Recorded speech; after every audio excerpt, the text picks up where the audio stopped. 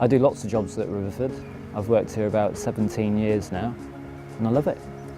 It's a beautiful place to work. This is my first job of the year, which is pruning the red currants.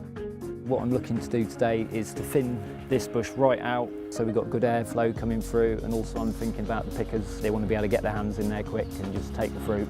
As you can see, there's quite a lot of leaders here, which are your upright stems from the bottom going all the way up to the top.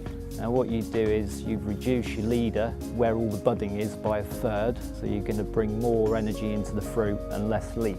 And then your side shoots, you usually go up to the 2nd or 3rd bud and snip, and that again makes more fruit, which is really good, what we want. There's no actual wrong way to prune. You know, everybody does it a little bit different, and each bush is different, you know, because they're all in their own little journey of growing and dying and everything else, you know.